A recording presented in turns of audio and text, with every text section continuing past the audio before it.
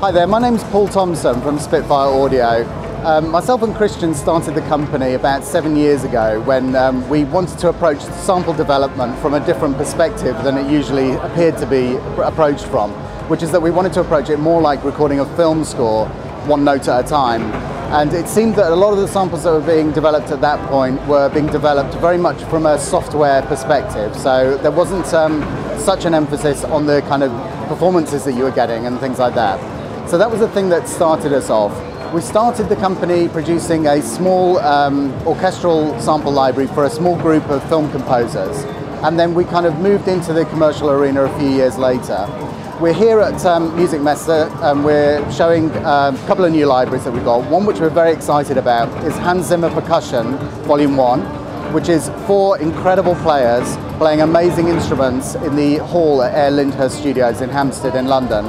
And it's a culmination of Hans's experience of recording these guys and their unique instruments and the ways that he's getting them to perform in a very kind of interesting way, combinations of different instruments, some traditional instruments and some very unusual ones like upturned metal buckets, putting a newspaper on top of the drum skin, all kinds of crazy stuff like that. And Hans approached us and asked if we wanted to, collaborate with him on this project, and obviously we were very excited to work with him on this. It's an amazing library, very, very detailed.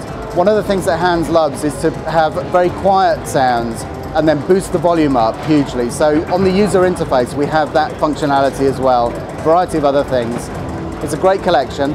Our other ranges are our Albion range, which we'd like to think is everything you need to write an epic film score in the box. We've got a couple of different styles for Albion. We've got our British modular library, which is much more detailed, looking at each individual section, symphonic strings, chamber strings, brass, woodwinds. We've got our definitive range, which are instruments like the harp, percussion, solo strings, again recorded in the hall. And then we have our producer portfolio range, which is a great collection of much drier samples with a kind of idea that that's much more for the EDM pop market. They're a little bit more, a little bit different because they're not quite as reverberant in the room. It's a much drier perspective, and that's a different kind of use. And then we have a range which is our laboratories range. These are all free. It's a minimum £2 donation to UNICEF, and we're very proud to have raised well over £35,000 so far for UNICEF. We're the second highest donor on the Just Giving website.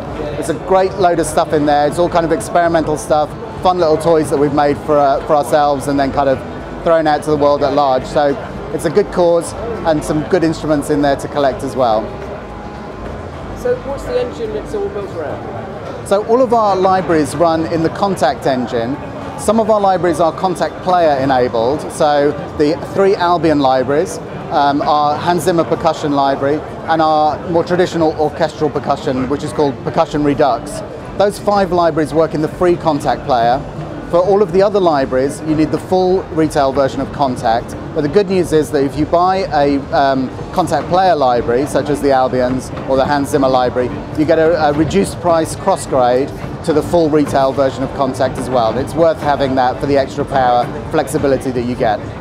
It's a funny situation with the what we called the Bespoke Library, which was our little project. Initially, it was just basically Christian and myself, a couple of credit cards, a couple of evenings in Air Lyndhurst. And then we gradually started recruiting people who tried out the very first test we made. It was a chamber-sized violin 2 section, ironically. And Harry Gregson-Williams came on board early, John Powell did, Hans joined up as well. We had Anne Dudley, David Arnold. So we had a little group of really great and interesting composers. And then gradually people started to hear about it. We ended up getting a credit on Avatar because James Horner came on board. He was very excited. We had an interesting lunch with him at Abbey Road, in which he said, "You guys are going to be doing this for the rest of your lives." You think you will? I think we probably will. Oh, that's an expensive lunch then. Yes, a fateful lunch. Anything else you should tell us about new packages? Anything else we should know about you? Okay. So we've got, we've just released our trombones library, BML Bones it's called, Volume 1. Over the next kind of 3 or 4 months we're going to have the rest of the orchestral stuff released. It's all been recorded, so we're just working our way through at the moment. Very excited about the Volume 2 of Hans's library, which is Jason Bonham, The majority of the library is Jason Bonham playing on the Newman stage, also in a couple of rooms at remote control, really great rooms for drum recording. Jason's an incredible drummer. You'll have heard him on several of Hans's recent scores, and obviously he's very well known in his own right. He has a really powerful sound, so the library sounds great. We've already been listening to mixes. Steve Lipson is a personal hero of mine.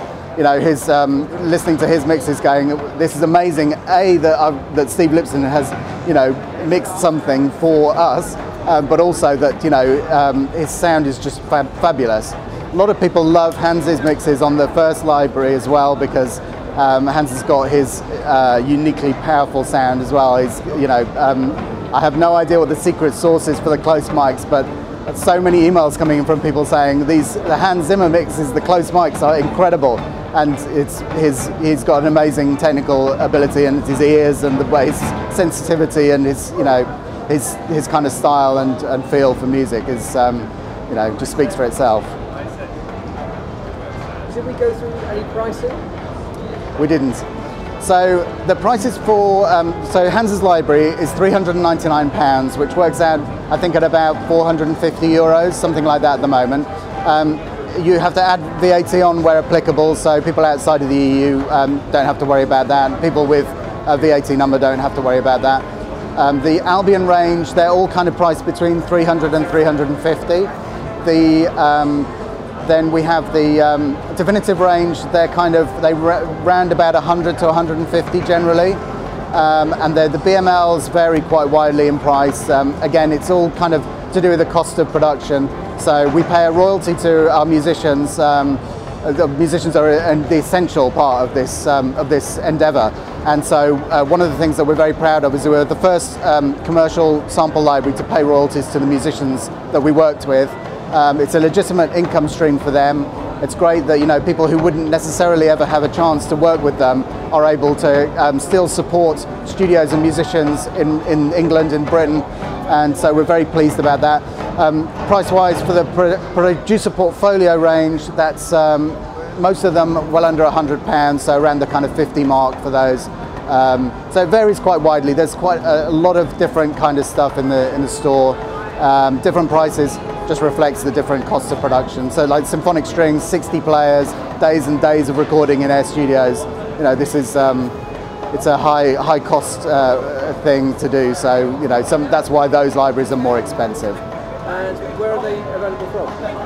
Everything is available from our website, www.spitfireaudio.com. We have an online web shop. You can buy everything there. It's direct download, so as soon as you purchase, you get your links straight away, nice and easy to download, and then you're up and running straight away.